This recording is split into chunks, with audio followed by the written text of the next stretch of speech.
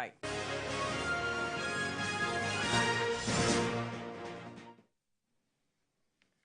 Thank you for staying with us. President Bola Tinubu has sympathized with the families of victims of the people and government of Kaduna State over the tragedy that saw many residents of Tundumbiri killed and injured after they were mistaken for terrorists by the military. President Tinubu described the incident as very unfortunate, disturbing, and painful, expressing grief over the tragic loss of Nigerian lives. He has directed a thorough and full-fledged investigation into the incident, calling for calm while the authorities look diligently into the mishap. The president also directs swift and comprehensive medical attention for surviving victims while praying for the repose of the souls of the deceased. Well, joining us in the studio to discuss more on this is security consultant Darlington Umoru. Good morning. Thank you for joining us. Good morning. That's all I would say. Good morning. All right, good morning. And via Zoom from Texas is another security consultant, Roy Ukidieve. Good morning. Thank you for joining us. Good morning. Thank you. It's always a pleasure. Let me begin with you, Roy. This incident have been reoccurring over and over again. It's just to give an insight into the number of incidents that has happened from 2014 till now. In 2014, we had 10 incidents, a number of persons killed in military airstrikes, and then 53 for 2017, 2018, 11 2019, 13 2019, 30 2021, and December 2022, we had 60 persons killed, and December 2023, which is this year, we have, it said 85 persons were killed, but they said the number has increased as we speak. What do you make of this reoccurring issue, which even the president has described as becoming worrisome? Okay, thank you very much for the opportunity. And my due regards to the chief in the studio there. I am not happy. I'm not happy because my mom is from Kaduna State. And these are my maternal brothers and sisters we are talking about. My mother is a Fulani from Kaduna. And when I see things like this happen over time, it belabours my patience to understand the leadership that we have over the years. All of us knows that accident investigation is a major deterrence to future occurrence. It's not rocket science. When you investigate an accident, it quickly gives you some areas to tie up. Then, if you look at the operationability of an agency, once that agency operationability interwoves into another agency, there should be collaboration. Now, the area space that we have, it's supposed to be controlled by the Air Force. So, if the Army is going to use drones, there must be an understanding. Then we also have the ground intelligence gathering system. We have the open source intelligence, we have the humans, and all other secret methods to generate intelligence. I don't know what has happened. I will never know what has happened unless our government take up the mantle of responsibility, investigate this, come out with the lines of breaches, lines of inabilities, lines of failure of intelligence, and see who is culpable. And let us begin to ascribe penalties and look at corrective measures. Thank you. All right, before we come to the studio, let's quickly take this report where the Chief of Army Staff actually went to Kaduna to commiserate with the victims and people of that village, where he apologized on behalf of the army. The Chief of Army Staff en route to Tudumbiri village, where the Nigerian army drone killed villagers observing Maulud festivities on Sunday. He arrives on site to personally assess the devastating effect of the strike. Expressing regret, the army chief acknowledged that their intended mission against terrorists had an unintended impact on innocent community members. Next, the army chief paid respect at the burial site. The Nigerian army, as a responsible organ of government and organization, is willing to support law-abiding citizens. More so that the unfortunate incident that happened on Sunday occurred as a result of error on the part of Nigerian army personnel. Drone observed the movement of people suspected to be bandits, and having trailed them for some time, a decision was taken to conduct a strike based on the observation of some tactics usually employed by bandits. Unfortunately, the reports we got thereafter revealed that it was innocent civilians that the drone conducted a strike on. This is the site where the first blast took place, claiming the lives of majorly women and children. The head of the district says at least 80 persons were buried yesterday in that unfortunate incident. No crater could be seen. The locals say some victims who died fell into this well and were buried. The district head talked about the death toll. He says Tudumbiri is a diverse community of Muslims and Christians who have been troubled by bandits in the past. Well, just about 80, the number of people that were buried, both male and female. In the past, I think about 9 people were slain by the bandits, but they kept on staying. There are Christians and Muslims living here. Those who were affected yesterday? Including the Christians who were affected. The Barawdiko Teaching Hospital is overwhelmed. Already admitted 66 casualties with varying degrees of injuries, some severe. And due to capacity issues, victims including children are being treated on the floor. Federal support arrived in the form of a delegation led by the Minister of State for Defense, Bello Matawali, and Chief of Defense Staff, General Christopher Musa. They visited the victims, expressing solidarity, and made commitments to ensure they get proper treatment. Minister Matawali reiterated the government's unwavering commitment to fight terrorism until the perpetrators face justice. Well, you know, we are not going to relent to our actions, because these criminals, we must defeat them by God grace. Lieutenant General Lagbaja pledged the army's support, promising to cover medical expenses, and presented a 10 million naira donation to the affected victims.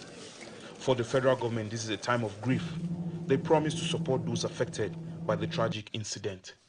Lupe Asom, TVC News, Kaduna. Right.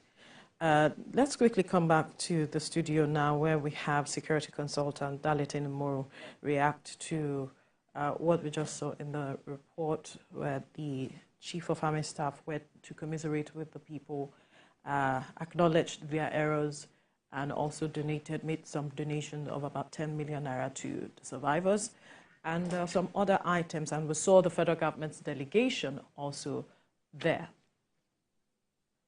Can they bring lives back? No, they can't. An error too many. A tragedy for Nigeria. A bad image for Nigeria. Men of the Nigerian army, gallant soldiers, who are making impressive contributions to safeguard the ordinary people, the harmless people, themselves committing tragedy has destroyed lots of lives. The unmanned aerial vehicle, there's nothing accidental about it. How do you mean? The operations of the unmanned aerial vehicle, particularly the combat aerial vehicle, there can never be anything like accident. Somebody operates it from a room, follows it with the system, monitors and define the images provided by the UAV. and then you take action as a team. When you would have concluded there was time to unleash, you would have been convinced that the people, the images provided were those of the enemies. You have surveillance area vehicles, unmanned area vehicles. You have the combat area vehicle, unmanned area vehicles. I was glad that Nigeria has advanced. The military has gone beyond the attack with helicopters and the Tucanos manned by humans. Provides less colossal effect to the military when they adopt the use of the unmanned area vehicles. I venture that unmanned area vehicle is brought down. Forgive me, please. I venture that unmanned area vehicle is brought down. You have less colossal damage because there would not be any pilot in it. The military, the army, the Air Force was quick to say they had not carried out any such activity in the last 24 hours before that incident happened. They quickly exonerated themselves. Why should it be so? Why shouldn't it? They work as a team. The military is a combined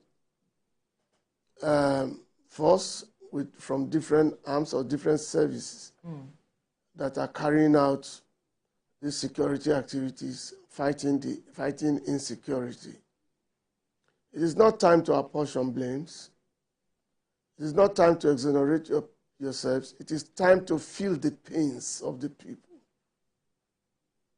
We have had incidences like this in about 5 states, or 4, if I'm not mistaken. I'm talking emotionally because I feel pains where you misjudge movement, gathering, miscommunication, intel gone wrong. That's what it is. And then we are still counting the number of lives lost. Kaduna, we know, has been in the news in most times for the activities of bandits, just like we have in Zamfara State. So, beyond the artificial intelligence, there should be the human intelligence. And so a corroboration of all of this should define when the unmanned area vehicle should strike. There should be clearance. And so who gave the orders? Twice, yes, it was alleged that the unmanned area vehicle dropped bombs. The first came and people were trying to help those of them who were still alive, and it returned. And dropped again. To finish up. If peradventure they suspected this tragedy to have been the activities, like they said, to be those of bandits, the ground troops would have been ready to clean up after the area bombardment. Like Roy said, the 3 armed forces are specialized in carrying out their primary responsibilities in different ways. You call them the Air Force. It means the force, area force. They are meant to operate in the air. Naval, they are supposed to operate on waters. The army, on ground. And so if the army is operating drones, I guess that was why the Air Force quickly says they were not involved. Because every finger would immediately point at the Air Force, supposedly to have carried out an area bombardment. But what do we have? There's nothing wrong if the army has to operate drones, but with what expertise? That's the question some Nigerians are asking. I am one Nigerian who has cried severally to say, we should go technology, the technological way, that we should employ the use of drones, the unmanned aerial vehicles, which is largely being used outside this world, outside this country. And now we have them, particularly the combat one, and then we cannot handle it. Right. That's right. Let me go to Roy Ohidebe on Zoom. The troops actually are sent in to, ostensibly protect the population, the Nigerian masses. But, it's a sad tale that we have to tell this morning, sitting here and having to, talk about the impact of these mistakes that they did. How do you think this speaks to the training of the armed forces, soldiers precisely? Do you feel that they should the military should suspend the drone activities in the meantime until they get to the root of this, investigation, so that they will be able to learn how to launch attacks in the near future?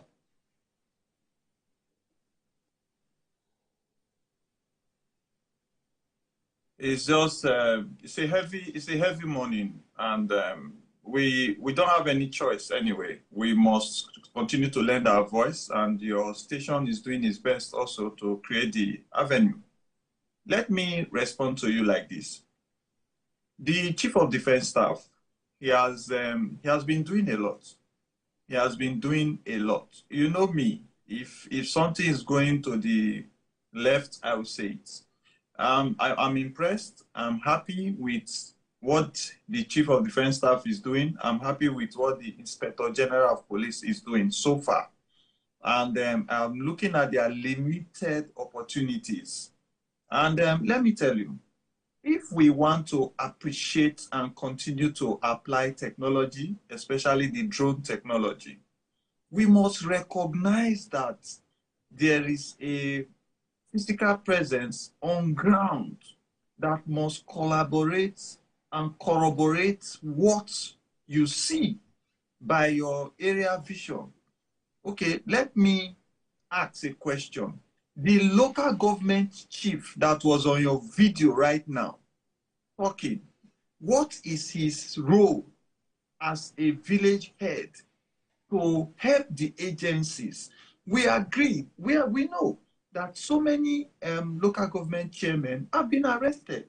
So many village heads have been arrested for connivance and collaboration with banditry and terrorism, kidnapping. So what is his own role to say, I am supposed to be the one they are supposed to have been calling to ascertain with my own local network what they see before an approval is given for the launching? Are we threatened here? Do we see suspicious movement here? That means his office as a village head is not trusted. Another area I will also mention is the governor. The governors forum have been approached many times to say, harmonize the people from your state that are retired from the military, the police, the DSS, the immigration, harmonize them, the ex-service of those agencies in your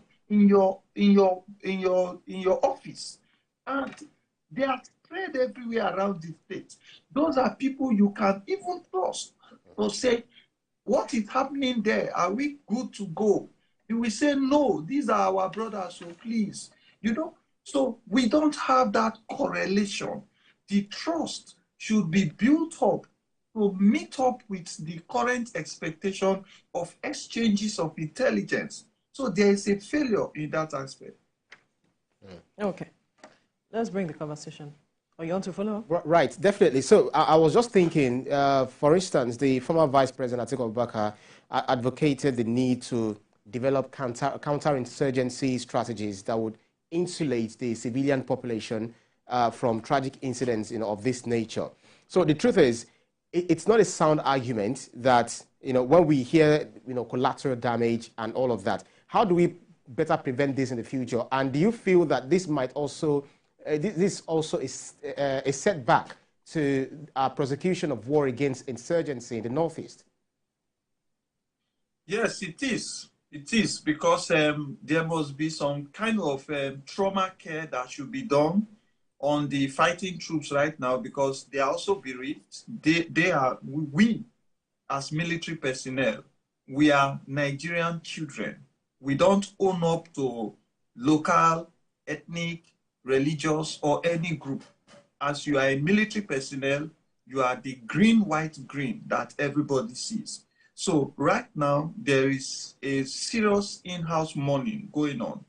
Now, if you want to look at the use of the drone technology and the compulsion to move up with the fight against terrorism, you must agree that accidents happen. You know, that therapy must be done to everyone, the villagers, Nigerians in general, and our military personnel. Don't forget, just recently, the fight between Israel and Palestine. Some of Egyptian outstations, outposts, some other countries were bombed, were attacked mistakenly or thereabout during the exchanges that happened, you know, and this thing has also shown that there is miscalculation in some technological assumptions. So we must continue the war. We must continue to apply the drone technology, but we must build with other measures to interface with the ground opportunities to confirm all of the intelligence that we are getting on area level. Once we can confirm those intelligence, we are good to go and we'll hit the results. You can see the devastating effects. If those were terrorists, that is the results that you will get. So I beg everyone to endure this misappropriation of intelligence, to endure this loss and give our military the warm hug that they need to also cry internally and continue the fight. But the question will be, for how long will they endure this misappropriation? No. The opportunity to look at where the lines were broken is left in the hands of the leadership in Nigeria to do a thorough investigation.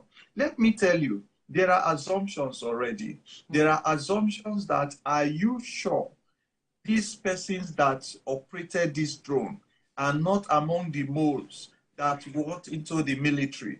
There are other assumptions. Yeah, assumptions are abound. Are you sure that this, because that area is where these bandits usually come together in celebration times like this, like Malud, you know, and the military have been watching it. So are you sure that the bandits themselves did not bribe? Don't forget that we just started to prosecute sponsors of terrorism. I hope you read it in the news. You know, so we said we are prosecuting them now. All the people Malali and his team listed on the list. Now, is this a backlash? Are they now using finances to penetrate the military operations, to abuse the hierarchy and the integrity of the military by causing casualty? So we must, that is why the investigation must be taken out from the military, taken out from the core military expectations, like what we are doing in CBN by the president right now. It's what should be done, an external intervention to look at the lines that were broken. Until you were talking about how can we mop up small arms and light weapons. These are critical issues. You have mentioned the matter of our porous borders, but we have seen government made several efforts at addressing this matter of small arms and light weapons. A committee was put in place at some point by, I think, the past administration to addressing that, but we saw some result to an extent. I think that was, you were part of that that team.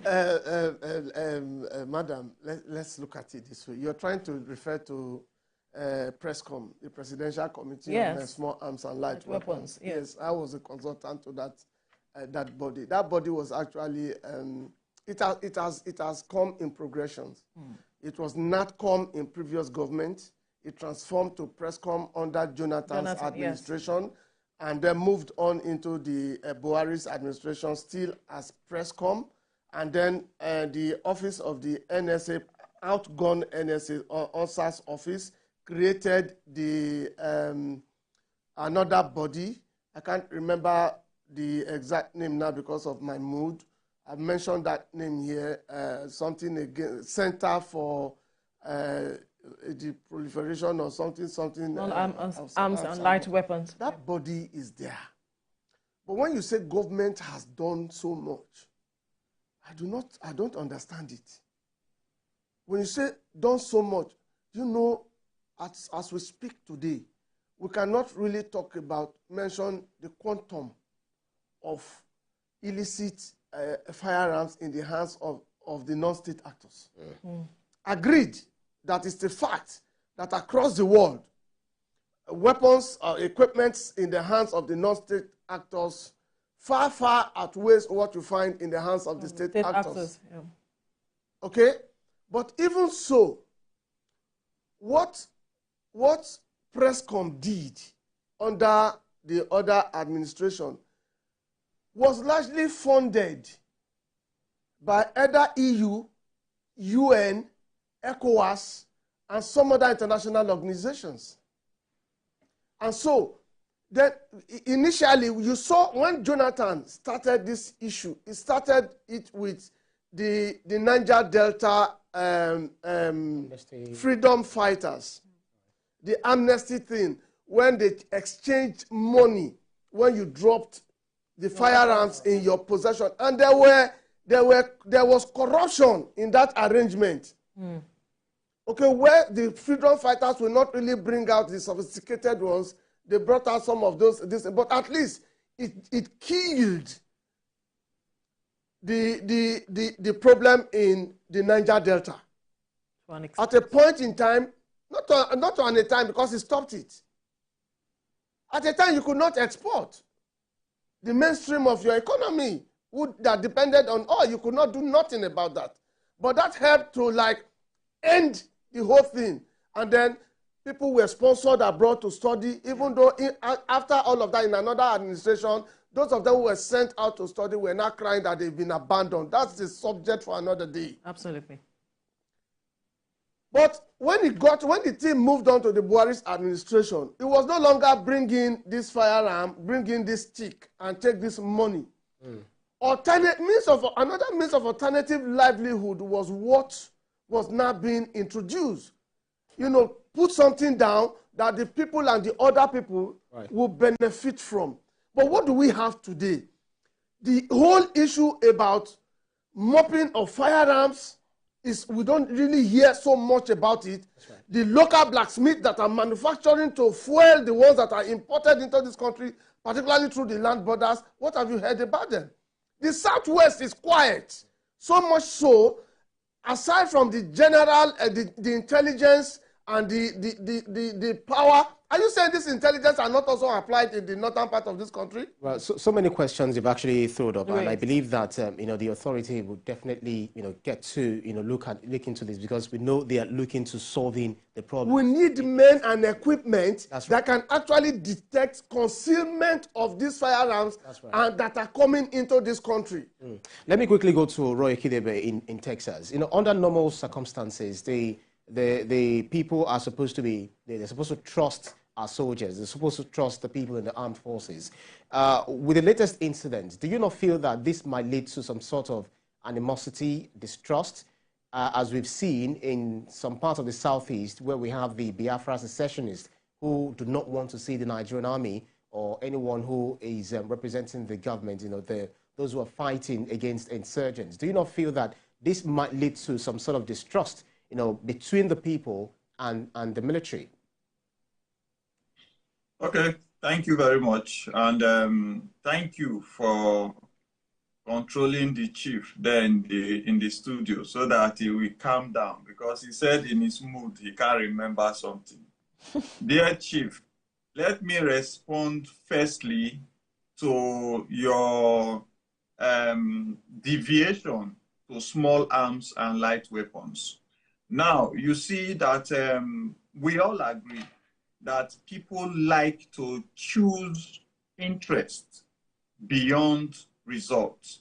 Now, if you look at the number of weapons in the hands of Nigerians, It is not up to the weapons and the caliber of weapons that are in the hands of Americans.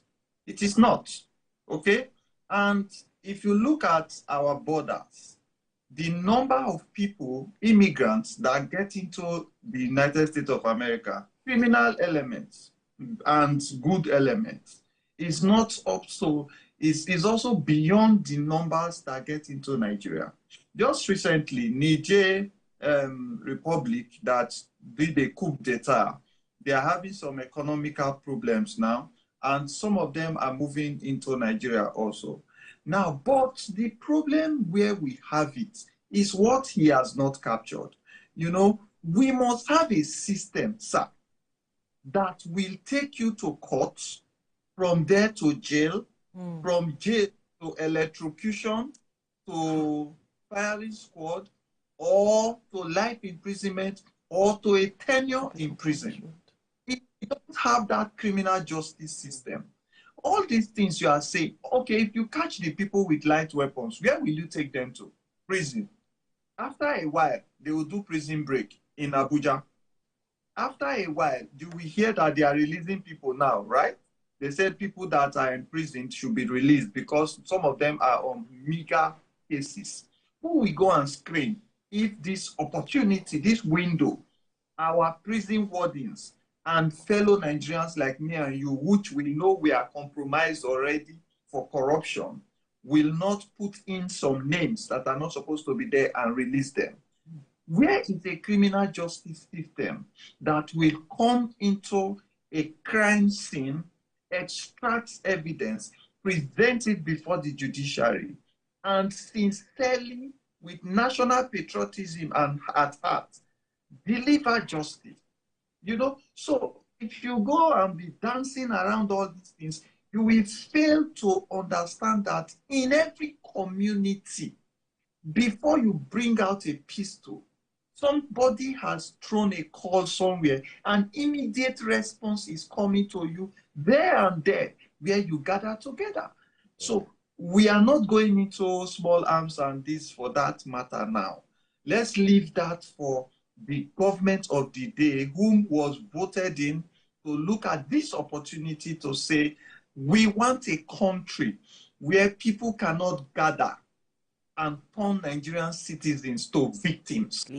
Gentlemen, security experts, security consultant Dalitino Moru, as well as Roy Okideve, we must thank you, gentlemen, for your time on the program. Thank you.